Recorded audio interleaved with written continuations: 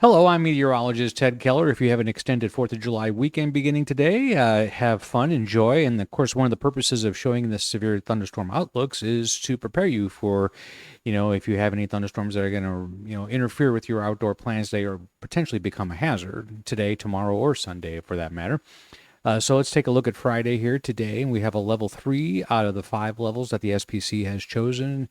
Basically, it's a coverage statement, and not this particular map does not state what type of severe weather. Not yet. We'll get into that. But you can certainly see all hazards, which would be, of course, the hail, the wind, and the tornado, would be more likely in this area here of Nebraska and Iowa. But the threat of severe weather is at least legitimate enough to consider in all this yellow area here. And that goes all the way over to New York City, covers all of Pennsylvania, a good chunk of New York State, Ohio, Indiana, Michigan. But we're going to focus in on where the threat is highest here. So Omaha, Sioux City, Lincoln, Nebraska, all those areas around Storm Lake, Iowa there are in that level 3. And of course, it's just like with a watch, in or close to the watch area. These lines are not absolute by any means.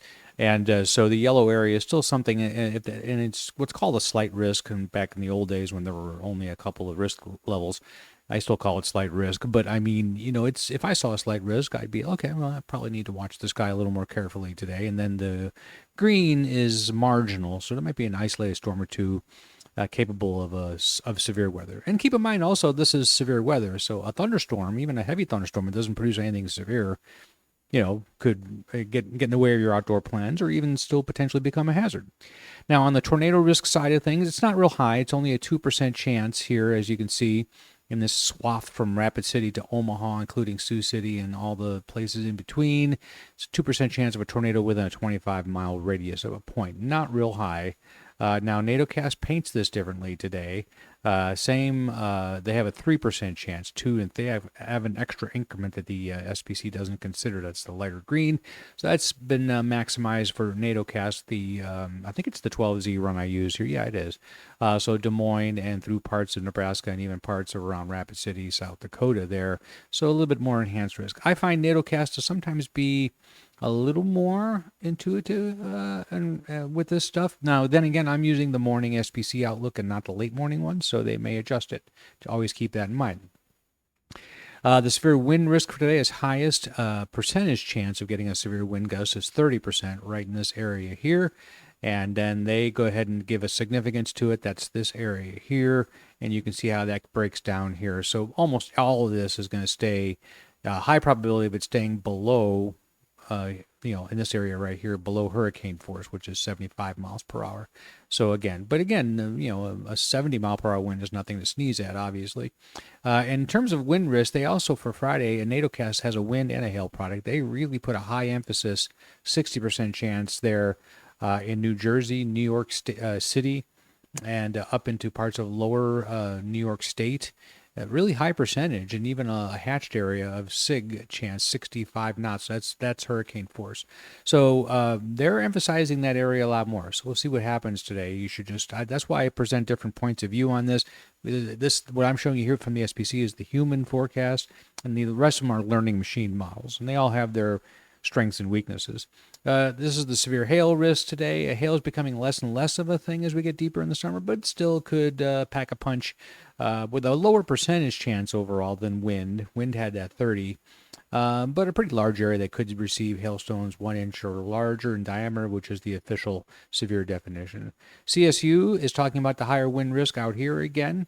In Pennsylvania, that same area that NATOcast was talking about, there's a little bit of a tornado risk and a lot of differing opinions on where to put this thing. This one puts it in parts of South Dakota and northern Nebraska. So, yeah. So generally, when I see this, to my interpretation is that these various learning machines have, and even human forecasters, have a lot of difficulty resolving this time of year morning convection, how it will affect the convection later on that day. Very, very subtle. You have to remember this time of year, you have a lot of instability, almost an unlimited amount of it, but you don't always get storms isolated enough and with a low enough wind shear to produce a tornado. But sometimes you can, if you can get those conditions met, sometimes the tornado can be really bad. So that's why you'll see these differences in where these are put. Some of it's based on past occurrence, of course. And some of it's just experience from a human forecaster. That's why you see all these different ideas.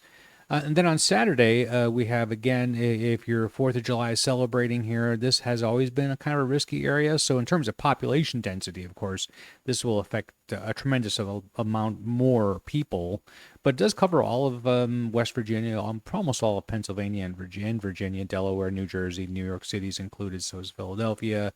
Our nation's capital is included in that as well. The tornado risk is shrunk down on Saturday from what it is today, still 2%, but a very select area of basically south central Kansas. Saturday. So I'm just thinking, would I do a storm chase for that? Probably not. I don't think the confidence this time of year for a tornado is high enough. And I've already gone on plenty of chases this year, so I'm probably going to put that to a rest.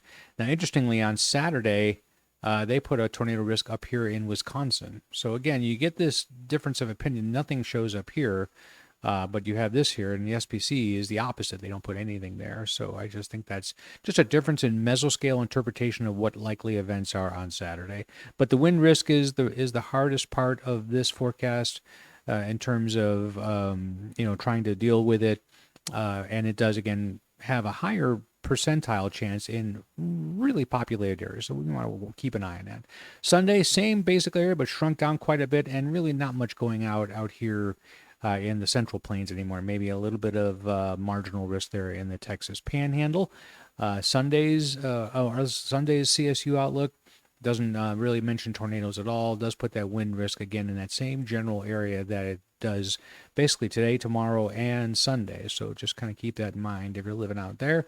Then we just jump ahead. Now the SPC has not pulled the trigger on anything beyond this, so I'll just show you Monday's forecast, a little bit here, Tuesday's forecast, a little bit here, and maybe something in the high plains, kind of a repetitive pattern.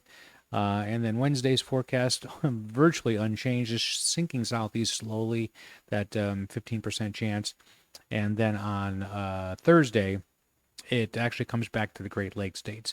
Now, finally, we'll look at NIU. Again, I stopped putting the dates up there because I got frustrated in actually having to change it and forgetting to change it. So just look right here. So July 3rd through the 9th, this is the supercell composite.